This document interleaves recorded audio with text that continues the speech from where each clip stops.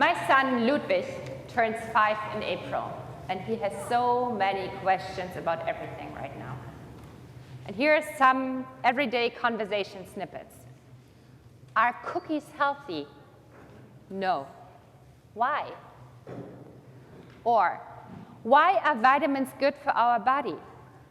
Or, why are we in the universe? Why is Earth a planet? Are all mountains volcanoes? No. Why? His questions are getting trickier by the day.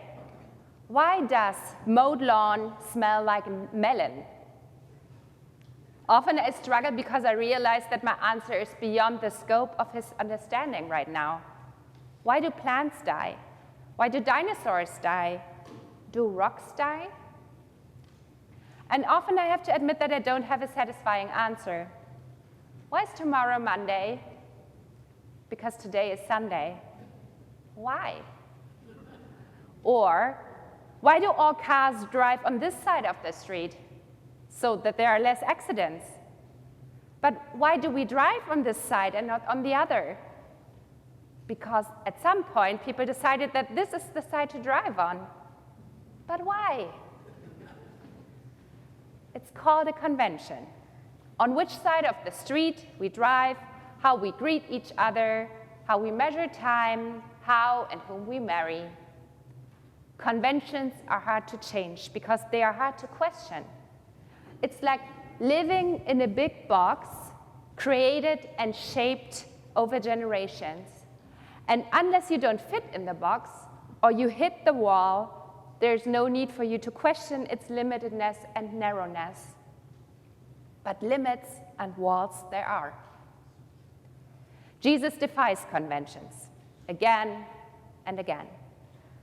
After surprising Nicodemus in last week's gospel reading, with the image that being born from above does not mean entering a second time into the mother's womb and being born, and inviting him into broadening his mind and understanding that allowing God's Spirit into one's life is like a new birth, as it is entering a completely new reality.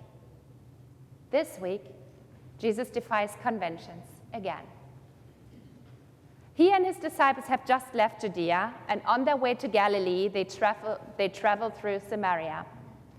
And while the disciples have gone into the Samaritan city to buy food, Jesus, tired out by the journey, decides to rest at the well in the sweltering heat of the day. And here, he encounters the Samaritan woman. So many things are unusual about this encounter, because following conventions, this dialogue between Jesus and the woman would not have happened for two reasons. Firstly, Jews and Samaritans only have their contempt for each other in common. Samaritans were descendants of Jews left behind during the Assyrian captivity around 740 BCE, and they kind of developed in a different direction. Jews and Samaritans disagree about everything that matters. How to worship God, where to worship God, how to understand the scriptures. While Jewish people worship God in the temple in Jerusalem, Samaritans worship God on Mount Gerizim. The hatred, the enmity is such a deep and entrenched convention that you avoid social contact if possible. And the thing is, it is possible, totally. There are different routes up to Galilee that Jesus could have chosen. He could also decide to not sit at the well that is used by the Samaritan population. Or he could have decided to not speak to the Samaritan woman. But he does all that. This is an intentional breaking of conventions. Secondly, he, as a religious teacher, talks to a woman. And that's something you don't do either. But Jesus takes it even one step further. He does not only speak to that woman, he asks her for a favor, a drink of water from the well. And this is just beyond everything. It would be like asking your personal enemy for a favor. Now, do you have a personal enemy? Or a group of people you think of as the other or them? Do you have a go-to scapegoat? Is it your boss or the city? Is it a political party or the youth? Is it a certain religious group or a movement? Imagine asking them for help. Opening up to them with a need. I am thirsty.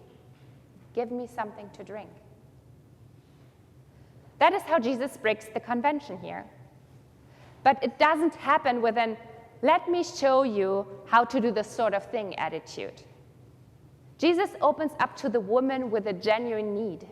He is thirsty, having walked through the countryside, sitting there at the well in the heat of the day. He is tired. He needs water. Again, Jesus being Jesus, he had a choice. Does he need to wait for someone to get water out of that well, working miracles as he does? Surely not. But he decides to meet the woman, vulnerable, honest, and humble, asking to satisfy a basic human need, water. We never learn from the reading if his needs get satisfied, but his request sparks a conversation, and his honesty is met with her honesty. She doesn't have a husband, but her past speaks of suffering, dependence, and death, being married to 5 husbands so far and living with a man that she is not married to. A shameful, sinful state according to the conventions at that time. Therefore, it is not surprising that she comes to the well in the heat of the day, and not when all the other women of the town go to the well, in the morning when it's still cool. She does not want to be seen. She says to Jesus, "Sir, give me this water so that I may never be thirsty or have to keep coming here to draw the water." But Jesus sees her. Jesus hears her and doesn't change his attitude. The promise of living water is for her. Jesus reveals himself as Messiah, and she believes him. She opens up to the new reality that unfurls when you feel loved unconditionally, accepted, not judged. Drinking from this living water quenches her thirst and allows her to escape conventions that hold her bound and hurt. We humans like conventions, and it is so hard to escape them because we live in them, we live with them, we shape them, and they shape our world. To recognize the conventions, the prejudices, stereotypes, and the walls we shape and build, we need to be able and willing to recognize our boxed narrowness, and then be able and willing to see beyond our box. That's neither easy nor comfortable, as our box also provides us with a sense of security and helps our decision-making. What is right? What is wrong? Who is right? Who is wrong? What to wear, to say, and so on. But the woman at the well invites us into discipleship with an openness for unexpected encounter, the willingness to misunderstand and to ask, and the will to leave conventional ideas behind, an invitation to deeper insight. In the end, she leaves her water jug behind. She runs off to the city to share her experience with the people there. She's so changed by the encounter with Jesus and the conversation that she forgets all about her original plan of drawing water. She forgets about her shame and her desire to be invisible. Instead, she, the nameless Samaritan woman, becomes the first witness of Jesus' messiahship in the Gospel of John and the first non-Jewish convert and an apostle as her witness convinced many Samaritans in the town. The reason I started my sermon with my son's relentless asking why is because I think that why is not only a good word, but also a good attitude to help us knock down the walls of the boxes we live in. Why is a word that we seem to forget as we grow older.